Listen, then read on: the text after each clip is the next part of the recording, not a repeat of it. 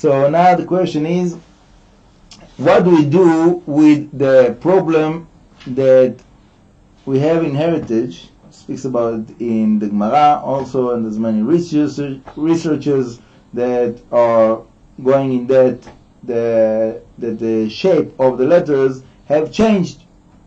So how can we base ourselves all kinds of drashot and understandings on the shape of the alphabet that we have, if this is not the original shape that we got the Torah? We got the Torah in different shape, and now there's new shapes, and now you're coming and you're saying all kinds of drashot and ideas about this new shape of the letters. So the question is a very good question, and I'm not sure that my answer is such a good answer as the question is a good question, but I'll give you what I have.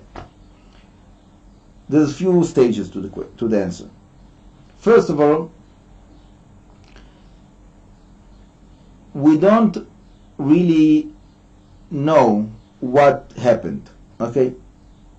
It's not clear. There is all kinds of theories, there is all kinds of ideas, but we don't really know what happened. Okay?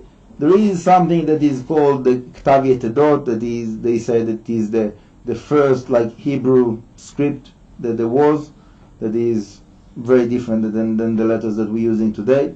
And the shape of the letters that we have today is called Ktav Ashurit, the shape of the Sefer Torah. And it does speaks about it in the Gemara that was set as the halacha that they chose this writing in the generation of Ezra Sofer when they came back from the first exile to Babylon. Now, we don't know what was the shape of the Torah in heavens. Okay? Meaning,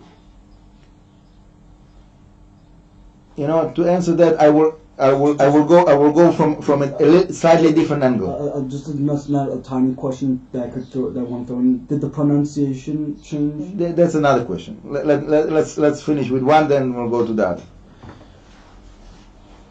I want to connect that to a principle that is brought down in the words of the Ramchal that he speaks about the Beit HaMikdash.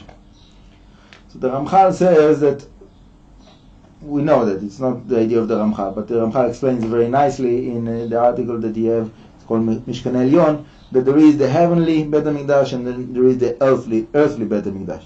So when the Beit HaMikdash was destroyed, so first it was destroyed in the heavens, and then it was destroyed in the earth. And also vice versa, that the building of Beit HaMikdash first have to happen in the heavens, and then it will allow it to happen in the earth. Okay? And actually the Ramchal says that in the time that Yechezkel, prophet, saw the third Beit HaMikdash, how could he say that? Because it was already there in the heavens. And since that time of the vision of Yechezkel Hanavi, the third Beit HaMikdash is standing in heavens and is waiting that for the right time to be manifested in earth. Okay? So my understanding with the Hebrew letters is basically the same. Okay? It's true that we applied those shapes of letters in a certain point in the timeline of the history. But as far as I understand, it was there existing in the heavens from the beginning of time. For different reasons, we didn't apply them in the earth. But when the time was right to apply those letters in earth, so then the sages said, now we got to that point that we can manifest this shape of letters that is so meaningful, and to use that to write the Torah. Okay? Why it was not allowed before that? That's a good question. We'll leave it for another time. But in a certain time, in the timeline of the history of the Jewish people, the sages have decided this is the time to apply the principles. And we know that those people, the Ezra Sofer, is, that they were prophets. He came with Hananiah, Mishael, Azariah, that were, the last prophets. That's the end of the stage of. So that time of the end of the prophets and the beginning of Anshe Knesset Gdolah, that they made for us all the structure of the prayers and the brachot and so on and so forth. So they also applied those principles of the shape of the letters. Okay? So the fact that we don't have evidence that it was used before, it doesn't mean that it's something that they invented from their mind. No, they were prophets.